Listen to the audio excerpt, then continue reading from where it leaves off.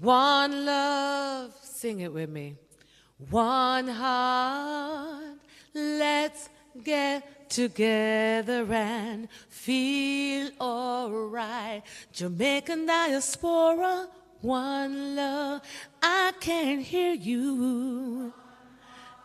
Sing it, let's get together and feel alright. The words of the legendary Bob Marley are the perfect prelude to our next session. One love, one heart, let's get together and feel alright. This session will offer a comprehensive update on key initiatives vital to diaspora engagement and collaboration. The plan of action for the implementation of the National Diaspora Policy, outlining strategic steps to foster deeper diaspora involvement in Jamaica's development journey. Can we get a yes? My people, my people, my people, I'm Empress Golding, and a very special welcome to each and every one of you online across the world. Please give a warm welcome now to our moderator, my friend of many years. My goodness, we go way back, and I'm gone foreign. Big CG a foreign, I'm still there. But we still at work together. Our moderator, Mr. Oliver Mayer, Consul General for Jamaica, Miami. What they call Miami? Kingston. What they call it? Jamaica. It have a code. What you call it? Kingston 20. 21. Yes, yes. That's right. So he's from Kingston 21. And he is going to introduce our distinguished panelists. And I have to firstly acknowledge the Honorable Orlando Terrelong, our Minister of State and the Minister of Foreign Affairs and Foreign Trade. Make some noise. I have to hand it over to him, but I'm very good friends with Nathaniel. We've known each other for years. He used to help me out with Maxwell Park Children's Home when I was a chair for 5 years. He would bring fans and all kind of stuff, big him up.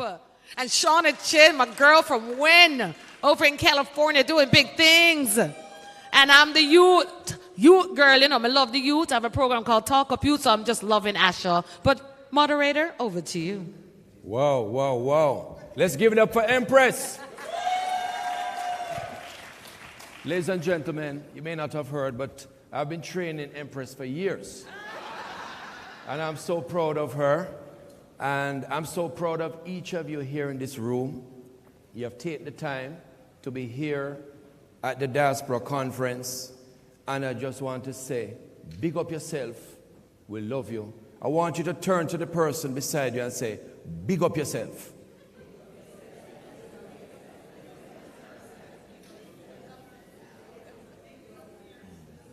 Now the people at the back, we just sang about one love. And unlike my domino friend that I plan to give her 6 love, we need you to come closer for the one love. So those at the back, I want you to come forward for this conversation, all right? So allow the Spirit to move you. Allow the Spirit to move you forward. It's calling you, my brothers and sisters. Come forward. Today we're going to have a conversation around strengthening and sustaining diaspora engagement. This will be a comprehensive update on key initiatives vital to diaspora engagement and collaboration. And let me just first start by telling you, as you heard, I'm the Consul General of Jamaica, based in Miami, with responsibility for the southern United States. We cover 13 states, Florida, Georgia, Texas, North and South Carolina. We go as far west as Arizona. And we do a lot of engagement in all the different missions, the 20 missions, through our honorary consul network of over 85 individuals. But there is a structure of which we are particularly pleased. It's our Global Jamaica Diaspora Council and our Global Jamaica Diaspora Youth Council. And we are also proud of our Minister of State in Foreign Affairs and Foreign Trade. So I'm going to introduce them individually and ask them to give a quick opening statement of why diaspora engagement is so important, starting first with our Minister, Alando Terrellon. Thank you so much, CG, who now sits as our moderator.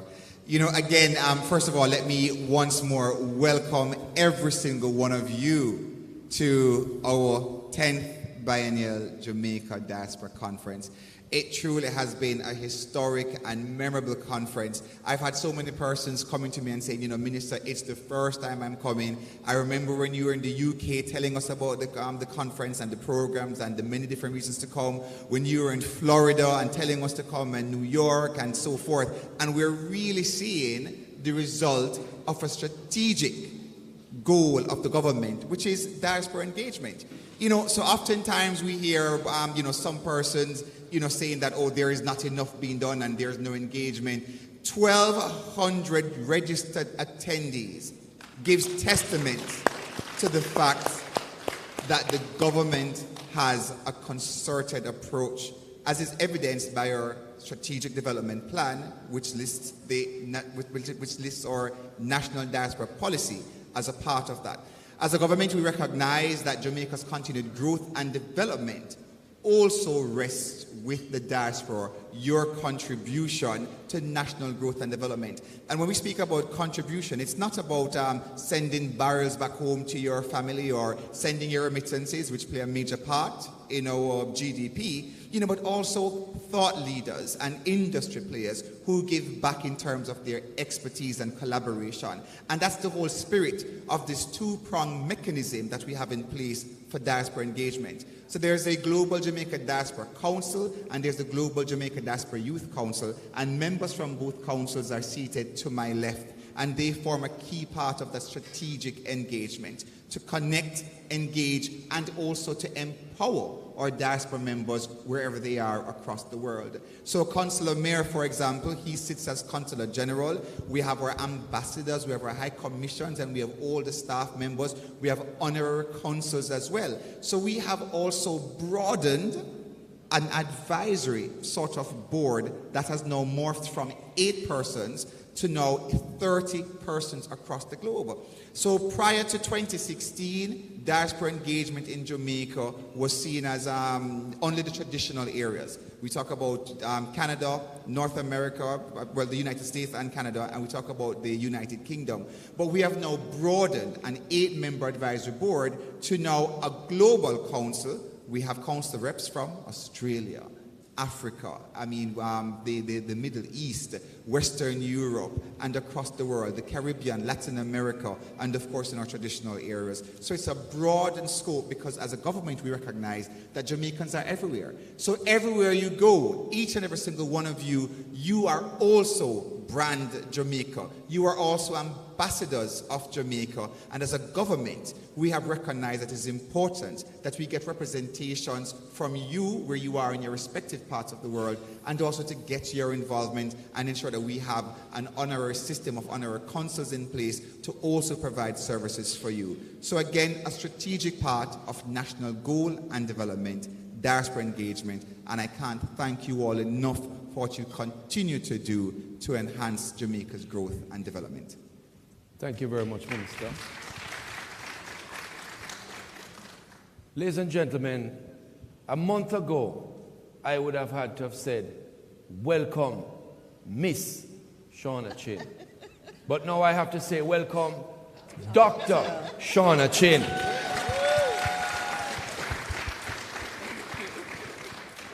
She's the vice chair of our Global Jamaica Diaspora Council.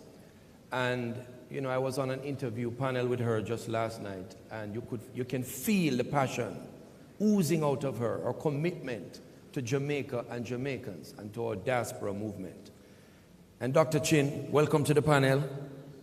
I love the gold representing. And tell us your assessment of the council. What has been the work? We hear about the structures from the minister. He said, he's articulated so well, we have these 2 nice big structures. But tell us about the work and how effective it has been so far. Some of the initiatives as well. Thank you for that question. I get so excited when I talk about my team because they do such amazing things. Like my chair, the Honorable Minister Terry Long said, we have deepened the relationship across the globe. So we have Dr. Larty, who is in Australia. She is the representative for Europe. They recently had their regional conference. The minister was in attendance. And so one of the things that they have done is in a region such as that, they have deepened the engagement there. We have so many exciting things coming out of Europe. We also have Mr. David Jarrett. Thank you. We have Mr. David Jarrett, who is out of Africa. They kicked off their regional conference first. And so Africa being a huge continent, one of the difficult things is trying to get persons from all those countries to come together to give back to Jamaica. And so Mr. David Jarrett is able to be in that region, strengthening that relationship.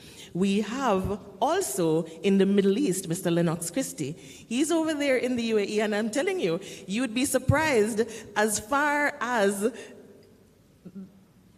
the Middle East, we have Jamaicans there, we're everywhere, do you know? And so being able to see that we have in Latin America, one of the things our representative there has been able to do is identify that sugar, Jamaican sugar, is not present there, and she's identified a market there. So we have all the regional conferences are on deck to start launching, and Latin America is on deck for the next regional conference. And one of the things is trade and investment. So we were able to see our agriculture minister yesterday to make sure that he's going to be present at that conference. And so we can talk about getting trade with that region to encourage trade and investment. And that's what the council is about. It's about finding key persons in these regions to be able to deepen the engagement, not just with Jamaicans there, but also strengthen trade. There are things that we may not have recognized before, and now we have been able to identify further ways that we can broaden brand Jamaica. Excellent, excellent. So what I'm hearing is that it has been broadened, the council has been broadened to have a greater footprints to ensure that we are connecting with our diaspora and our Jamaican diasporans all over the world. And opportunities have come up as a result of the new structure. Absolutely. And, in reading the diaspora policy, one of the key words I keep hearing, there are 9 guiding principles. And ladies and gentlemen, if you have not read the policy, take some time. It's available on the website. It's about 84 pages. And the reason why I can't quote it is because I just read it again last night. Right? But let me tell you, it is great reading. And some of the guiding principles involve participation, partnership, consensus, working together. And that's what I'm hearing coming forward and deepening the engagement. So prior, we were traditionally in UK, United States and Canada, and now we have expanded. And the Global Jamaica Diaspora Council consists of how many persons now? There are a total of 30. 30. Well, we have a secretariat as well. I must big up my secretariat team. We talk a lot about the council members, but we have a large support from the Department of Diaspora Affairs, headed by our director, Mr. Lloyd Wilkes. When I say them work, CG, them work. They work. Excellent. Believe me. And the gentleman sitting to my right works us very hard. Excellent. Excellent. So I'm very proud of the Secretariat. They provide such support to us and help us in deepening our role and being able to facilitate our role. So I really want to be able to thank them as well. Excellent. And ladies and gentlemen, how many persons, just by a show of hands, have enjoyed the conference so far? Just by a show of hands. Excellent, excellent. One person not paying attention on his phone didn't raise his hand, but everybody else did.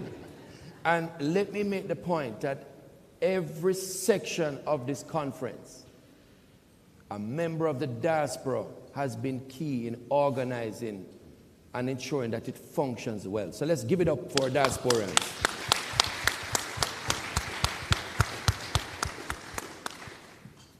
If you were here yesterday, you would have noticed a lady walking around with the flag on her lips. And everybody was asking her, how you get the flag on your lips? And she directed all of us to her website and her tutorial. But this lady is more than just walking around and showing her different products. She's one of our leaders. She's the leader of the Global Jamaica Diaspora Youth Council. And it's Miss Asha Richards, and a dynamic leader from the Northeast. Asha, welcome to the panel. Thank you for having me. Ladies and gentlemen, we need more young people in the diaspora. You agree? Young people like myself, right? We need more young people. And Asha, you represent the Youth Council. What is the Youth Council doing to attract more young persons like myself to come in the mix? Well, first of all, thank you all for coming to the session and learning more about how we can better assist you and to engage you. And I know from a Youth Council perspective, one of the things that I have really been pushing, and we have been trying to push in this new iteration of the Youth Council, is making sure to reach youth where they are. Because unfortunately, a lot of them are not necessarily plugged into the traditional channels such as the embassy mailing lists or, the government website. They don't check them regularly, but where they are is social media. They are heavily on TikTok, on Instagram, on Twitter. So one thing that we have tried to do is to increase our social media engagement. Actually, at the beginning of the year, we had done a bunch of promos on LinkedIn, on Instagram, and Twitter, introducing, hey, this is the GJDYC, come and meet your reps. And we were able to get a couple of new members through that. And also through the Innovation Challenge, pushing the Innovation Challenge, which I hope some of you were able to catch yesterday to see the presentation of the winners. But engaging with youth, and not just youth in our regions, but trying to make it broad, reaching youth where they are, reaching out to different social media houses. I make content myself, as CG Mayor had mentioned with the flag makeup, but definitely increasing our social media presence, and also just trying to create a level of community, because a lot of times when it comes to diaspora events, as you'll notice, you'll see a lot of the same faces, and generally they tend to be older. And one of the things is that a lot of young people know this. Like, that's not really my scene. I don't think there's going to be anybody my age there anyway. So if we're able to, as a youth council, have that community, one, we have our global chat, so you can talk to youth from in Jamaica and around the world, but also just saying, hey, this is happening at the embassy, or this is happening at the High Commission. I'm going to be there. You guys want to come? You guys should come. Encouraging young people to come and realizing that there are young people also there for them to talk to and network with. So that is extremely important. Thank you very much, Asha. You sound good, Yeah? Yeah. Let's give it up for Asha. Ladies and gentlemen, yesterday was a certain gentleman who was not able to find his car key. I will not call his name to embarrass him. But welcome to the panel, Mr. Nathaniel Pete. You are one of our leaders in the community. You are a member of our Global Jamaica Diaspora Council based in UK. You have been on the ground for a while.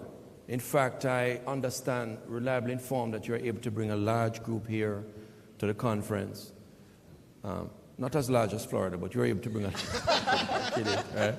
But you've been on the ground for a while. What are some of the strategies that you have been using in UK to mobilize and strengthen the diaspora? Thank you very much, CG. And, just paying honor to the Honorable Minister, who has really just got the traction around the diaspora regions. I don't think I've seen a minister as busy as this minister.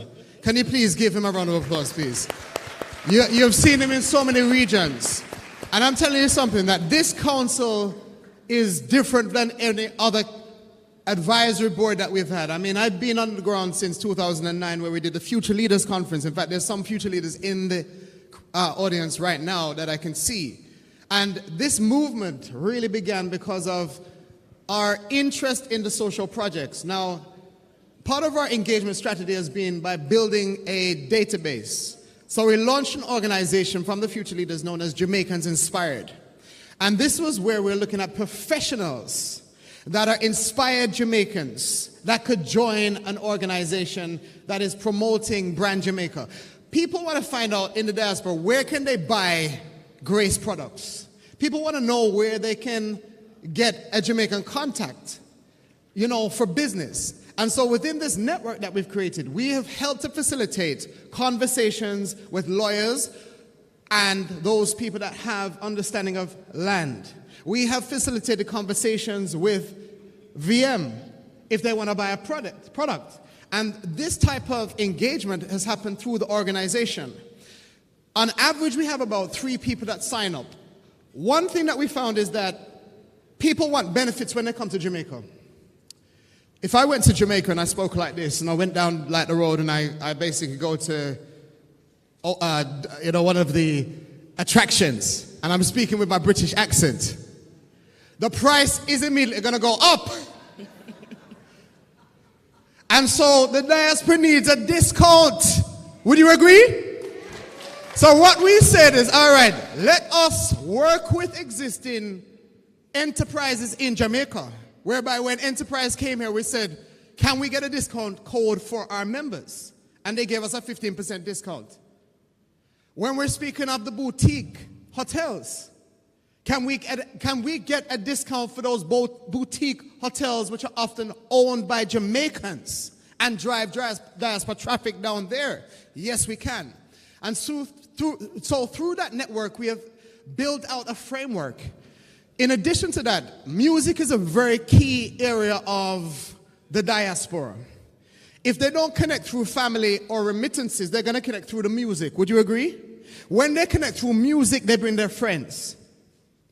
Reggae music, dancehall is a big thing in diaspora regions. So you have initiatives such as Brit Jam, which has been a very key area of cultural type of tourism. The founder of Brit Jam, Corey Hyde, is here, and there has been other initiatives that have birthed from Gen Z, such as Reconnect JA, which is looking at where young people can come and travel to Jamaica, where a young Jamaican is now doing travel benefits and opening those opportunities. The other area of engagement has been through philanthropic giving. So we've done several programs working in partnership with the Jamaica Diaspora Institute, that's with Professor Neville Ying, whereby we have done programs with youth in orphanages. Yeah. In addition to that, working with the JCDC with the festival song competition and having a local diaspora festival song. So these are several initiatives that we've done in diaspora engagements in the United Kingdom. Yeah. By the way, thank you very much for that, Pete. Let's give Pete a round of applause. Now, I should have told the panelists before that anytime you see me do this, just wrap up, right? Any of you. I'm not looking at any of you directly, right? We're just going to wrap up. Because what we want to do, we want to facilitate as much questions as possible, right? So if you see me do this, in the audience, I want you to do this with me too. Try this with me, all right? So we're going to make everybody else wrap up if they go too long, all right? Okay. And when you go to the mic to ask your questions, we're going to ask you, not yet Sir Bruce, but we'll see your position nicely. We're going to ask you to remember the word kiss. Keep it simple. And then the last S is, and then sit down. And then the other S is short, all right? So keep it simple and short. We don't want a speech. We just want it quick. Ask a question and sit down. All right. All right. So, Minister, all right. So we have had the diaspora movement, we had a symposium in 2003. Then one of the action points was to start the whole diaspora movement. Started in 2004, and we're 20 years in. And what is your assessment of where we have come, and what is your vision, along with the ministry, of where we're going? Thank you, Oliver. So again, in terms of the assessment as to where we've come, I think it's important you understand that we have a government that listens to the diaspora. We have a government that believes in inclusion, the inclusivity of the government.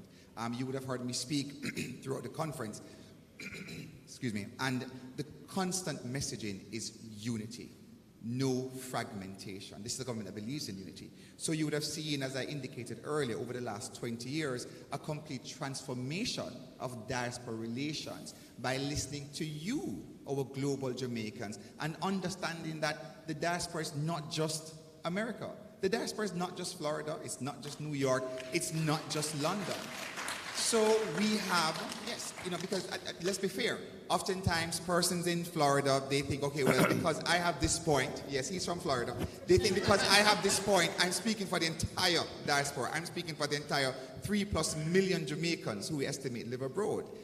So the government has put that concerted effort into Africa. You would have noted that members from the Jamaica-Ghana Chamber of Commerce are here. And again, this is to build ties in trading investment with Ghana. We have members coming from, the Netherlands, coming from France, coming from Germany, coming from Belgium, coming from South Africa. That, I would say, is a key feature of the diaspora movement's growth and development, certainly throughout the last 20 years, which we have capitalized on over the last 5 years or so. Going forward, we have the diaspora registration portal which Minister will be launching this afternoon. And again, this is to get an idea as to where you are located so that we can provide, whether it's consular services or other services, to match the needs, your growing needs. There's also the JAMDEM portal, which will also be launched today by Minister Johnson Smith. And again, these portals will enable you to have your direct access to trade and investment ideas. And in a post-cabinet meeting this morning, stemming from the discussions that we've been having here, an idea worth considering is, how do you make your funding work? We listened to Minister Green yesterday speak about the growth in agriculture and fisheries and the mining sector. You might not want to leave Belgium to open a farm in Jamaica, not leaving South Africa, or not leaving Florida or New York.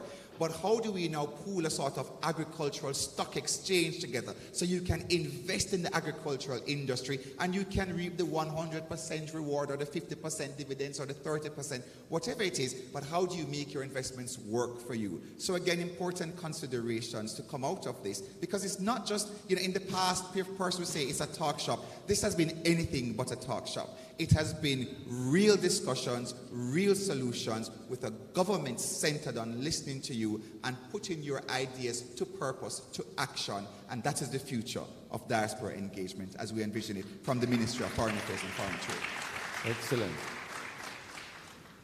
All right, well said, Minister. Let me ask you a question, Minister. Are you the boss of the Global Jamaica Diaspora Council? Are you the boss? So again, within unity, there is no boss. What we have is a concerted working relationship. So one of the key words, again, listen, Prime Minister Andrew Holness, he's very clear in his discussions with Minister Johnson Smith, who is here. Can we get a round of applause for Minister Johnson Smith, who has joined us? In Prime Minister's discussions with Minister Johnson Smith and with myself, again, that spirit of engagement, and a very big word, partnership. Partnership is a key goal of the government in diaspora relations. So whilst I chair the committee, if there's any boss, really, Shauna is the real boss on the committee. But it's a partnership. It is government, it is the diaspora, it is private sector, it is sector leaders. We now have, again, in terms of how the diaspora policy has morphed over the last 4 years, we now have sector leaders. You would have seen Kevin, a phenomenal mind in terms of security management and global security, who is our sector leader, who has direct discussion with the Ministry of National Security. Dr. Colley, who is here, she's here with her family from France. She's our sector lead in education. She'll be launching her mentorship academy. We have sector leaders, Hugh Simmons, Dr. Simmons yesterday, a sector lead in the creative industry. So again, these are some of the ways in which we've changed. So it's a partnership. We work together, we listen, we share ideas, we share thoughts, and we keep it positive, recognizing that our aim is to ensure the continued growth and development of Jamaica for all Jamaicans, be they in the diaspora or be they at home in Jamaica. Well said, Minister. And I deliberately asked you that because I know, for example, there's a set of TORs that govern the movement of both councils. And there's a lot of consultation that takes place. And again, I want to commend everybody here because every section of the conference has had a key diaspora member involved in ensuring the success. So the success of the conference belongs to all of us gathered here. Let's give all of us a big round of applause. I'm going to jump to Asha. I'm coming back to you, Dr. Chin. Why, as we attract our second, third, and fourth generation, why is citizenship or becoming a Jamaican citizen so important? Okay, so personally, I received my citizenship about 2 years ago. And thank you. And I think that it is important, one, because it makes doing business and investing in Jamaica much easier. I know for me, my mother had tried to add me to her bank account. Well, we did add me to her bank account with JN. But when you don't have citizenship and don't have a TRN, there are extra documentation and paperwork that is required. And I'm sure that's similar for other aspects. So if you want to, say, start a business in Jamaica, or you want to expand your business in Jamaica, or if you want to invest in Jamaica, having citizenship can help you with that. Furthermore, you can also now represent Jamaica in different avenues. Most recently, in April, I believe, I was able to represent Jamaica at the UN ECOSOC Youth Forum. And I wouldn't necessarily be able to do that in an official capacity without a Jamaican citizenship. But also, take the Olympics, for example. There are many sports that I'm sure many in the diaspora are very strong at. And you could go and represent Jamaica. You could be the next, well, not bobsled team. We've already done that. But, a sport that people wouldn't think, oh, there are Jamaicans that do that? Yes, in skateboarding, yes. We have Jamaicans doing a lot of things that can help push brand Jamaica. Furthermore, and I think probably most importantly, a lot of second, third, and fourth generation struggle with identity. And I know I struggled a bit with it growing up, I was never quite American enough to fully fit in, but at the same time, I go home. I kind of have the patois lock now, but, growing up, I had a bit of a twang. It's like, oh, you're a bogus Jamaican, man. So I think, especially for me, getting my citizenship was very personal because once I have that citizenship, I am Jamaican and nobody can take that from me. So if you leave with anything else... Yeah, man. If you leave with anything else, I would say get your citizenship. So Asha, man, you can. Yes. Get your citizenship, it's important. Sorry, guys, sorry. Hold on, let me just finish it here right here. All right, this part, good. All right, thank you. Thank you very much, Asha. Very good points. But I see the lines are moving and they're ready. Dr. Bruce, I see you're ready. Before you go, though, brother. Before you go there, man. Yeah, man, relax. You relax. All right. So, Dr. Chin, persons listening in, many times we hear the comment, how can I get involved? We see you guys on social media. You're doing your thing, you're having your webinars. But how can persons listening get involved and play a greater role in joining the council, whether the council or the youth council? Excellent question. So one of the things that I've been championing, I am also the elected member for the US West and Midwest region. And one of the things I've been championing in that region is having persons join the mailing list of the head of missions. So the Global Jamaica Diaspora Council members are not intended to be independent in our role. Our role is a supportive role to the heads of missions. So yourself, CG, our US South Representative, Mr. Peter Gracie, is supportive of your office. And so one of the things that I do, Ambassador Marks is the head of mission for the US West and Midwest. And so for that region, one of the things I do is drive persons to the head of mission website, which is embassyofjamaica.org, because we have our CRO in the building. I saw him earlier, Mr. Emil Wallace-Waddle. excellent at community relations. He sends out information not just on what is happening on the council, but what is also happening in the region. So persons are able to send in to the mailing list of the embassy what is happening in their organization, what events they're having, so that more people can be involved and engaged. Our Ambassador Marks, every month she has an engagement for the diaspora called Let's Connect. And so she routinely sends out Zoom links where she's inviting the community to come to speak to her. She has invited guests, which are usually ministers, who is able to, or the leaders who are able to speak directly to concerns that we have in the diaspora. And believe me, in the US, we have burning questions. And so she's able to answer those hard-hitting questions. And so my goal has been to say to the diaspora, the difficulty that we have with trying to have continuity, when we say one thing to one person, we have Foreign Service officers who they change routinely. We also have an environment where democracy changes sometimes and leadership changes, but what stays consistent is the head of mission website. That never changes. embassyofjamaica.org is consistent.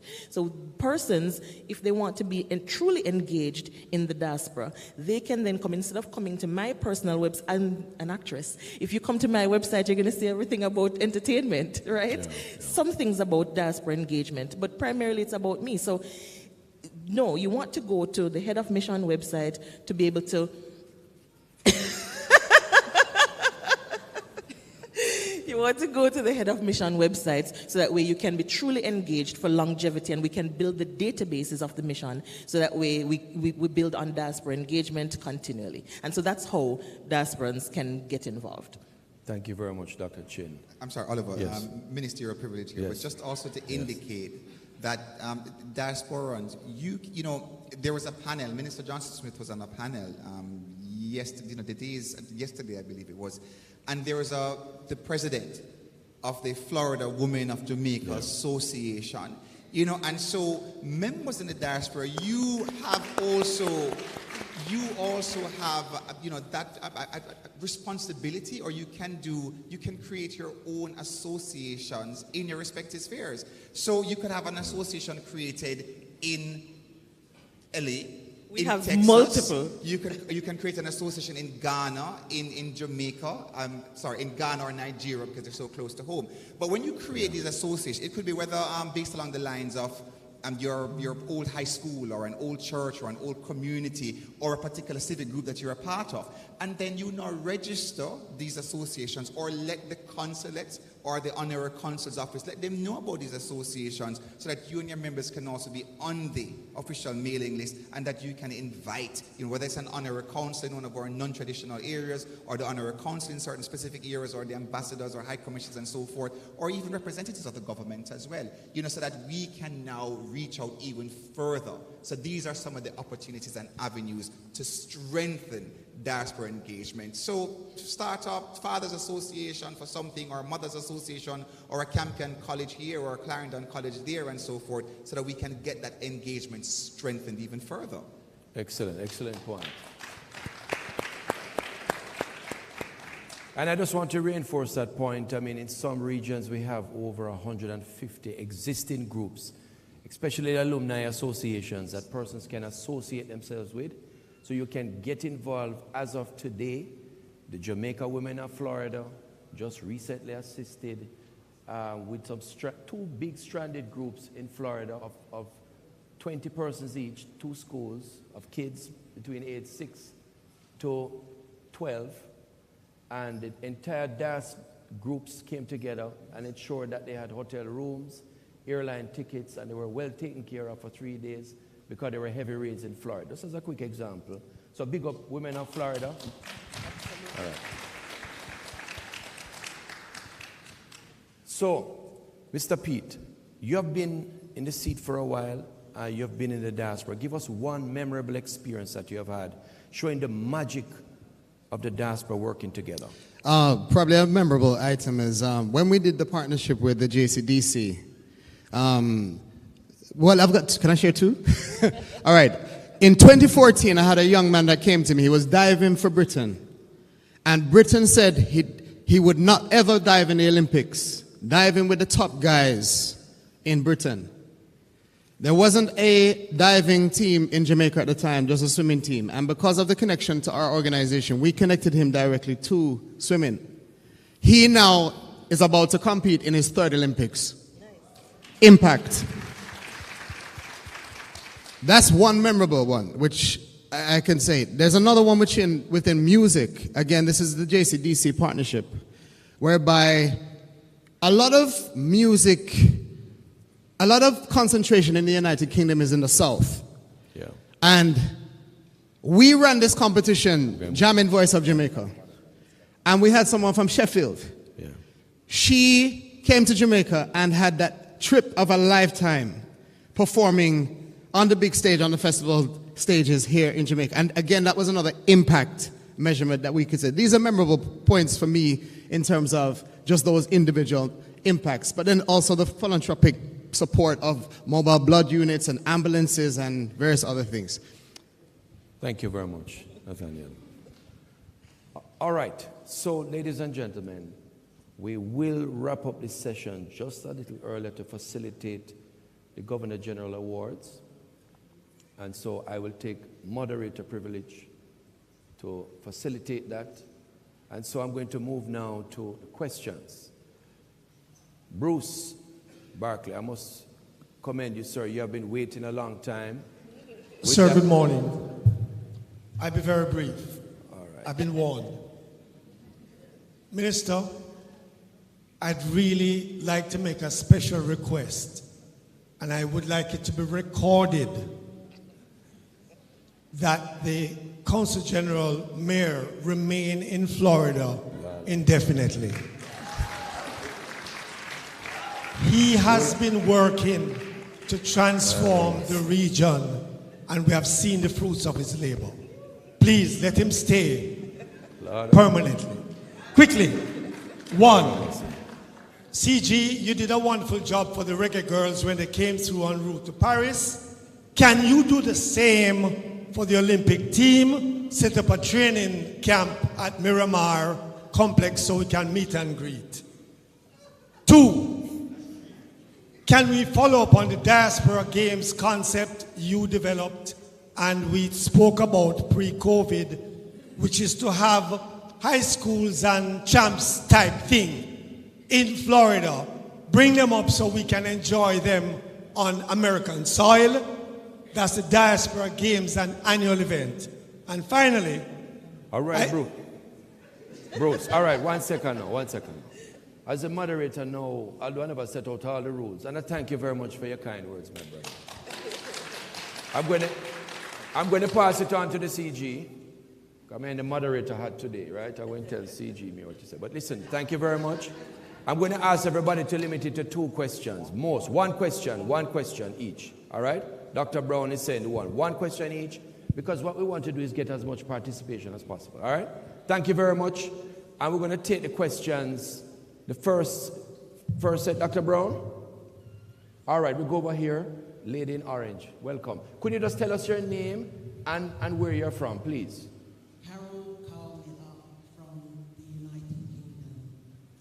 Now, I just come from Customs and Excise. I was trying to find out what are the rights of a return resident. Only to be informed that returning residency only applies to people born in Jamaica. My father left here over 70 years ago. He was one of the first to come to the UK. I don't see why, if we are coming back and bringing knowledge, education, experience back to the country, why we're not treated exactly the same. If I was an elephant, even if I was raised by lions, I could still be an elephant.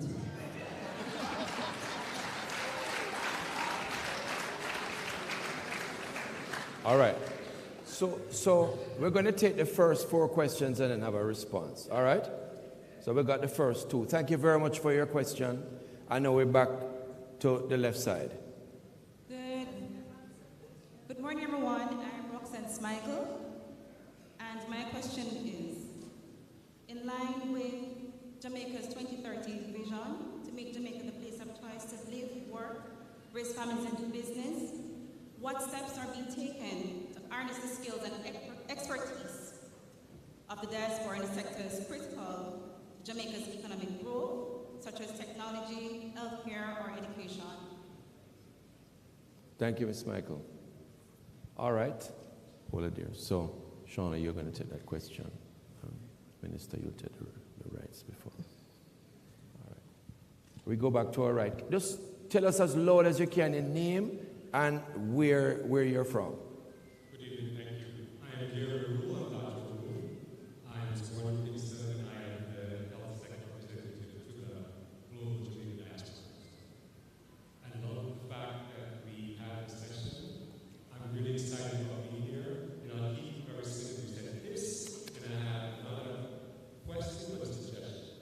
So I have a philosophy called the rule of three. My name's rule are each really, but the rule of three says, don't overwhelm yourself with, when you change, don't overwhelm yourself with three things.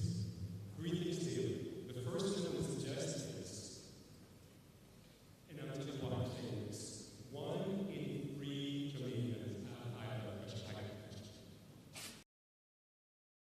Has diabetes. 4 in 10 in your lifetime will be affected by a mental health condition. So here are the 3 things.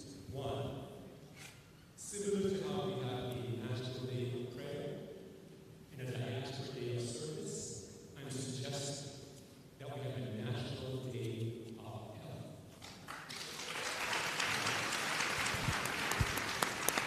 We need a National Day on mental health.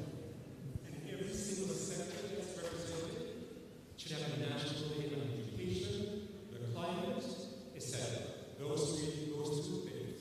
And the third thing I would suggest is that you said this, if you can't do a actual kiss, do a verbal kiss with your words. What do I mean? Specifically for high blood pressure, diabetes, and mental health conditions, your words make a difference in terms of people. So what we can do, even if you're not a CEO, or you're not a director, or you're not in a nonprofit, if you're just an average person, anywhere that you are, the power of your words, when you first interact with that person, just to give them a kind word, makes a difference. And you can Thank you.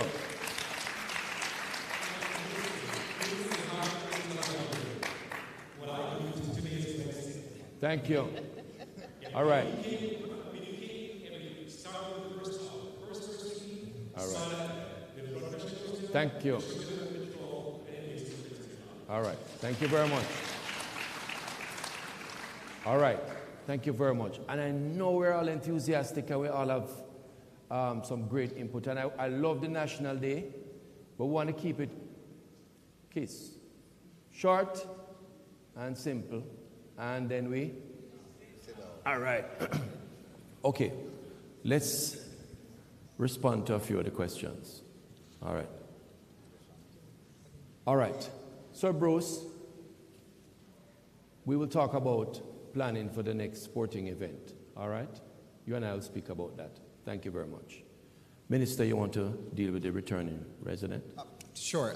First of all, your father certainly is a legend. He's a giant on which the entire development of post-war United Kingdom stands. So a big round of applause to her father and all the Windrush generations who truly, they left Jamaica, I believe it was 1948 was when the first ship left, and to go to the UK and just to develop the country post the war destruction, World War II.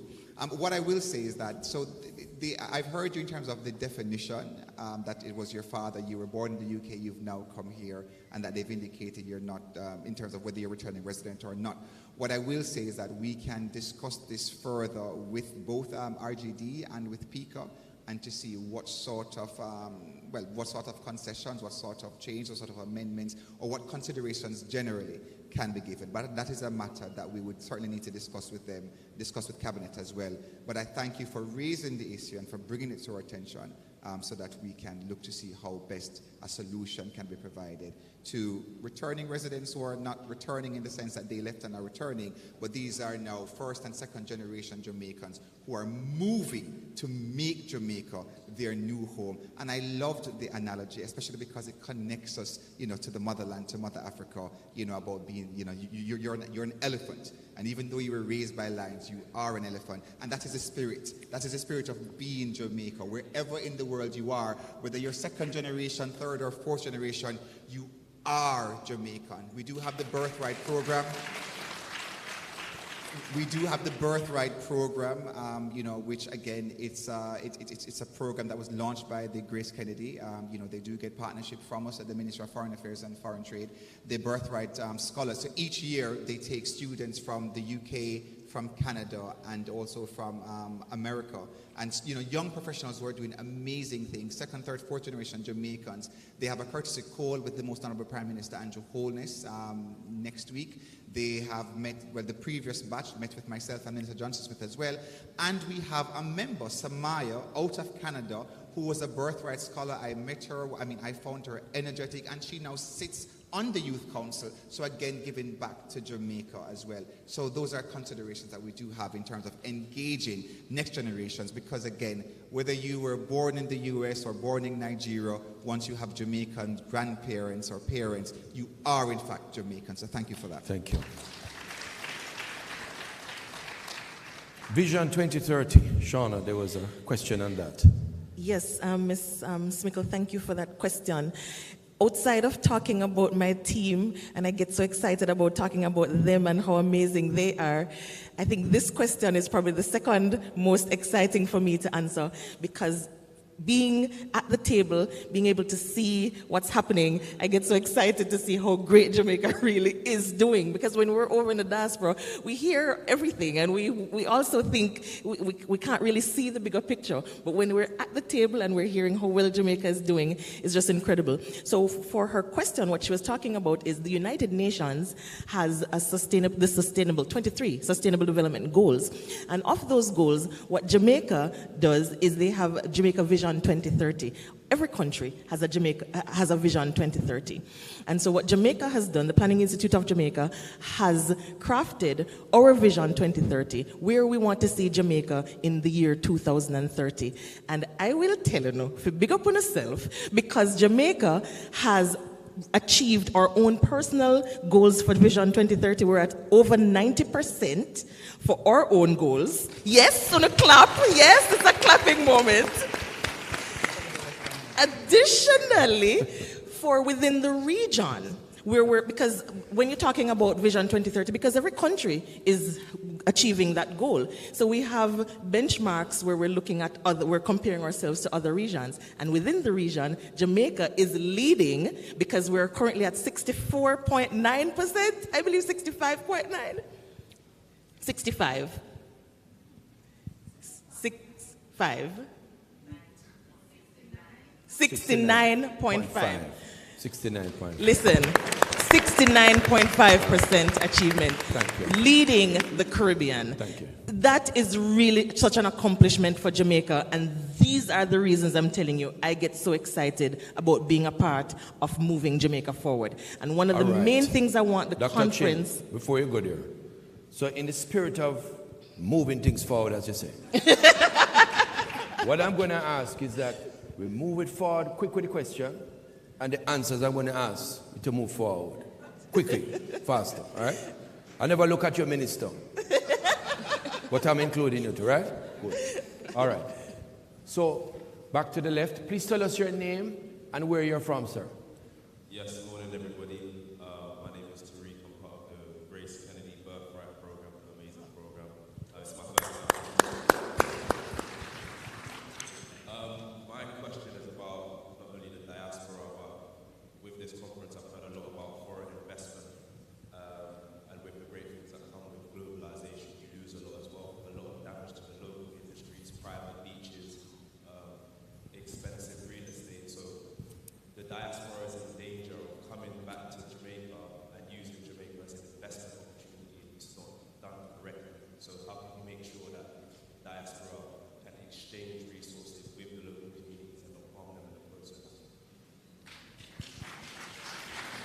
I didn't hear. Can you repeat the last part of that question? I didn't hear. How can you make sure that the diaspora exchanges resources with the community and doesn't harm it in the process? And doesn't what? Harm it in the process. Harm it in the process. Okay, all right. Thank you very much. Good morning, Mr. Monitor. Thank you for starting out That's your question. Sessions 2003 Oh, to which 2004 do what you did last time. framework to top conferences. No one on that panel was exception. We got to be very mindful that things that are staying within our own shoes.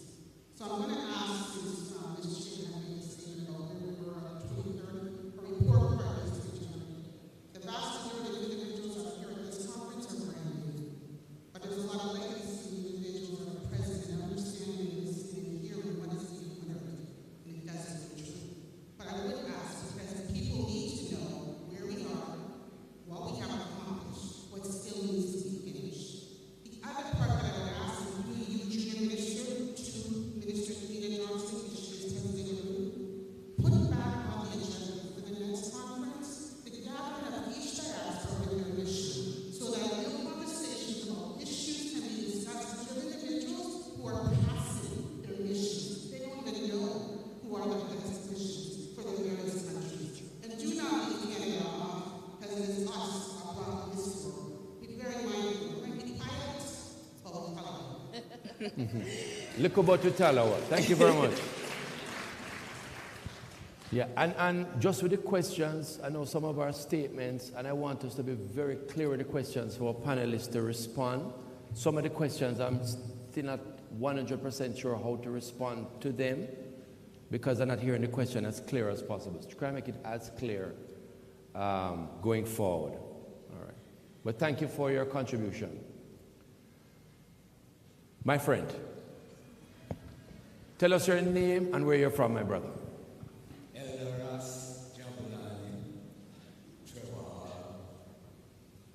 Based in South Africa, permanent resident in Zimbabwe.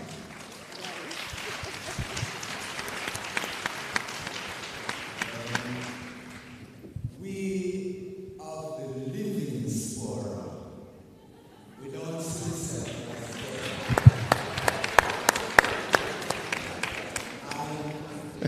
I love that. I'm representing also the Friends of Jamaica in Zimbabwe. We have an association just formed, and also the Jamaican and South African Friendship Association, which have been formed in South Africa. Also, I am part of the Jamaica, the Rastafari Continental Council, and the brand Jamaica is actually living diaspora on the continent where we have more than 5 million Rastafari families and individuals. So now we're looking at how we can, because we have a problem again dealing with government. As you don't know, the narrative is Babylon. Them days gone. Go on. Yes, like we said, them days gone, but it still linger. I'm trying, that is why I'm here now. Even being branded as CIA because I would come and sat with you.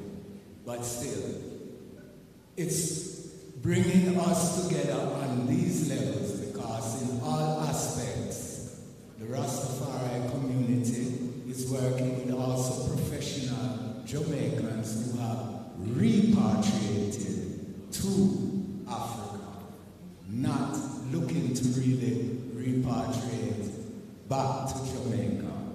But still, families we have here, and we still need to recognize that fact. And investment, cultural exchange, all the bilateral agreements, on the ground, we need to have a better communication. So I would like to meet with the Minister and each and every one as soon as possible. Respect, my brother. One love. I love the living spore, I must tell you. Mr. Rose. Yes, my name is Coach Ed Rose from Cape Cod, Massachusetts, originally. Living in South Florida for many years, and now living in Biennial, Jamaica, Jamaican, beautiful woman, for 40 years, 40 years. Jamaica talk about new beginnings, new initiatives, all the time. First one, acknowledge and congratulate CG on May 17th this year, Al-Amir represented Jamaica in South Florida, the Major League Baseball, Miami Marlins, had him throw the ceremonial first pitch, representing Jamaica. So I want to congratulate him on that. Don't tell him how the pitch went though, please. Leave that part. All right. National pictures. What initiatives are there or can be developed for building sporting field infrastructure for new sports like baseball? There are approximately 200 baseball players practicing on fields that are not inclusive here in Jamaica. To develop their skill set, the process to develop Jamaican baseball players so that they can vie for athletic scholarships abroad. So then people from around the world can say, I didn't know Jamaica plays baseball. Thank you very much, Mr. Rose. All right. Let's get some quick responses. Let's start with investment. Minister, you want to take that one? Thank you, Mr. Moderator. While I try to recall the investment question, which you'll assist me with, I'll just go to some other questions that are, or statements that are still fresh in my mind. Again, to our Rastafarian brother coming from Zimbabwe, South Africa, blessed love to you. And again, the living spora. It really, and for those of you who have done biology and what exactly a spora is, a living spora, it's so apt. So big up on yourselves. You are all our living spora, spreading across the world, expanding brand Jamaica. I absolutely love it. We do have our High Commissioner who is based in South Africa. We have another High Commissioner who is based in Nigeria. And again, we have honorary consuls again. And, so we do have a mechanism in place. And I will not say that it will reach everyone, but certainly it is an operational system that is in place. And it is going to be expanded, with other honorary consuls throughout different parts of Africa. And that is why it was important for us to indicate that we have the Jamaica-Ghana Chamber of Commerce, a delegation that is here because this government has recognized the importance of expanding trade relations across Africa and getting more Jamaicans involved. We have an honorary consul as far as Betty Del Foss is out in Tanzania, over there in Eastern Africa. So again, the engagement continues. Honorary consuls in Kenya as well. So that engagement will continue. So thank you for that. High Commissioner Corla Ban, could you stand for me, please? High Commissioner Corla Ban is here from Canada. High Commissioner Alexander Williams, could you stand for me, please? Is here from the United Kingdom. We have Ambassador Bettenaya, who's here from Western Europe. She's based in Brussels. Please, High Commissioner. We have CG Roach Wilson, who is here from New York. CG, please stand. And others have been here throughout the conference.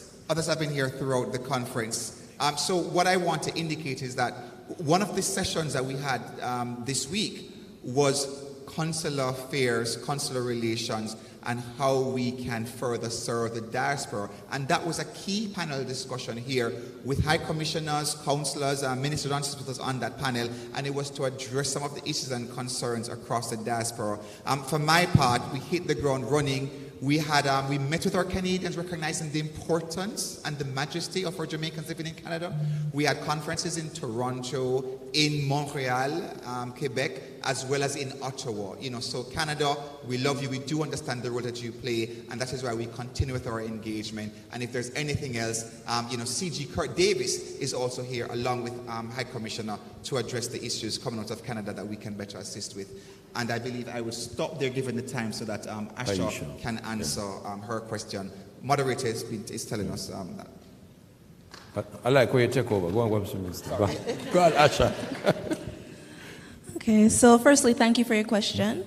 In regards to helping with funding for baseball fields and different sporting arenas in Jamaica, I will say from a youth perspective, one thing that we encourage in our youth council is networking between Jamaican youth and diaspora youth, because a lot of diaspora might not know, especially the youth, might not know the realities of youth in Jamaica. And once we are made aware of those issues, such as the one that you brought up, what we can do as youth is advocate on behalf of youth in Jamaica. We can reach to our various high commissions, our CGs, our ambassadors, and reach out and see, okay, we've been hearing from our counterparts in Jamaica that they need new fields. What partnerships can we do with maybe some corporate sponsors in the US or in our locales to help youth? The Youth Council is not an entity that can fundraise, but we can advocate on behalf of youth in Jamaica to get some things moving forward. I hope that answered your question. Thank you.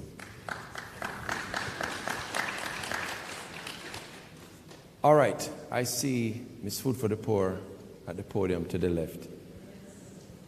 Go ahead, Marsha. So tell us your name and what you do. Good morning, everyone. My name is Marsha Rose, Development Marketing Manager for Food for the Poor. Great to know that we are close to our goals of 2030, so we need everyone on board, including the poor. And so I'm here representing the poor. And Food for the Poor is celebrating 41 years in Jamaica, and we're in 17 countries. And Food for the Poor started in Jamaica. My question is, how can we work with the diaspora? How can we, there's so many times persons ask us, how can we give back? As the #1 charity in Jamaica, and I would really say the Caribbean, we want to work close with the diaspora. We're all around in every parish, and we want to know how we can work with that, with you guys. Thank you. All right, before I take the next question, as I mentioned before, we will wrap up this session a little early to facilitate the Governor General Awards. So some of these questions, we will have the offline discussion. We'll be here after to answer them directly, but we still want to give you an opportunity to voice them quickly. Just tell us your name, where you're from, and tell us the question, and we're going to go through them quick. Bam, bam, bam, no long speech, just lick them. Go ahead. Hi, my name is Kyle Wright. I'm a second-year student and Vice President of the Caribbean Students Association of Carleton University. In my experience attending school overseas, there's a lot of young diaspora members that only identify with music, food, carnival, and a couple of stories that they've heard from their parents. There are barriers that exist for youth to get involved, right? And in my experience, at least, with the Diaspora Youth Council, and I say this carefully, that some of the leaders tend to be more older youth, and so for us who are first year, second year, whatever in university, it's hard to get connected to whichever organization or group in what. Sir, I'm really sorry, but you're gonna have to. Is there a question? Because it's really out of time. The question is, when will youth be given an actual seat at the table to help decide the Jamaica that we want to one day come back to? All right. Just to quickly state, Kyle, just to quickly state, I mean, yesterday when I saw Kyle, I said, hey, Kyle, Canada. And he's like, whoa, I didn't know you'd remember my face or even remember my name. Whoa, So, Kyle, that is the kind of government you have. You have a government that recognizes in every space the youth. This is why youth empowerment is a part of the very theme here. This is why you are here, again, through funding and assistance from the High Commission's office, etc. This is why we have the Global Jamaica Diaspora Youth Council. So youth is already at the table. So my brother, take your seat. It is at the table. Not seat in the audience, seat at the table. Blessed love. So ladies and gentlemen, so we're going to wrap up at this time to facilitate the Governor General Awards. All the questions at the podium, please write them down. We'll have an individual discussion with you. But at this time, I'd just like to congratulate our panelists, thank them for their contribution. Can we give them a round of applause? And I'm going to hand over to Empress. Thank you so much, CG Mayor. Thank you so much, panelists. We're going to take a quick picture. Ladies and gentlemen, listen to me real good.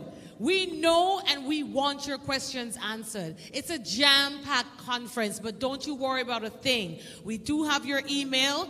We are going to get the questions and answer to everybody who came up. However, there is a Governor General's Award, which is happening in the lunchroom in Section B. We're going to have that award ceremony. Then we come back here for a special presentation, and then we go into the other 3 sessions in Block C, and then we come back here to Block D. So check your events page and your email to see the agenda. We don't want you to miss out on the opportunity to be in the room.